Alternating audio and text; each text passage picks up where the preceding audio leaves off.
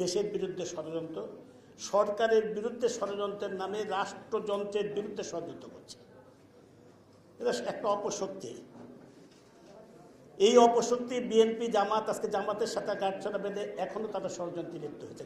জামাতের সাথে আজকে গাঁটছড়া বেঁধে আন্দোলন নামে আবার একটা সন্ত্রাস, অগ্নি সন্ত্রাস, জনগণকে একটা দুর্বিষহ পরিস্থিতির মধ্যে নিয়ে যাওয়ার তারা ষড়যন্ত্রে লিপ্ত। এরা জঙ্গিবাদের জন্মদাতা এবং জঙ্গিবাদকে এখনো তারা, জঙ্গিবাদ বাংলাদেশে আজকে হলিউডের ঘটনার দিন, সফলভাবে বর্তমান সরকার জঙ্গিবাদকে দমন করতে পেরেছে।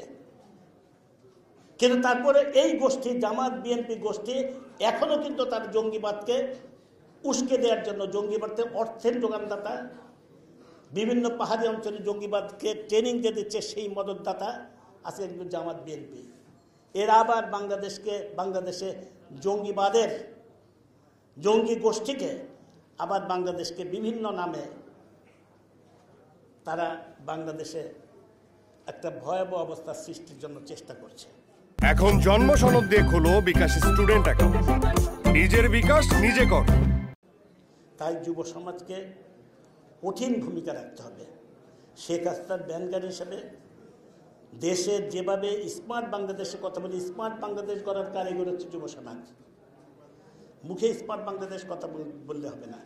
আমরা যারা প্রবীণ আছে, আমরা না, আজকের যুব সমাজ হচ্ছে স্মার্ট বাংলাদেশ গড়ার কারিগর। যাদেরকে সাথে নিয়েই আমরা স্মার্ট বাংলাদেশ করতে চাই, 2041 সালে উন্নত বাংলাদেশে পৌঁছাতে চাই।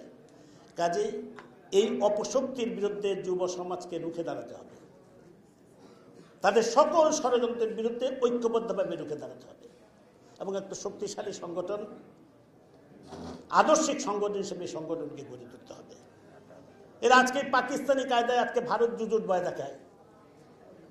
ওই আমরা পাকিস্তানের সময় দেখেছি, ইয়াহিয়া আইয়ুবের সময় দেখেছি ভারত জুজুর ভয় দেখানো। ভারতের বিরুদ্ধে বাংলাদেশের মানুষকে একেবারে বিষিয়ে তোলার একটা ষড়যন্ত্র পাকিস্তানি কায়দা, পাকিস্তান সেটা করেছে। এরাও সে আইএসআইয়ের এজেন্ট হিসেবে বিএনপির প্রতিষ্ঠা।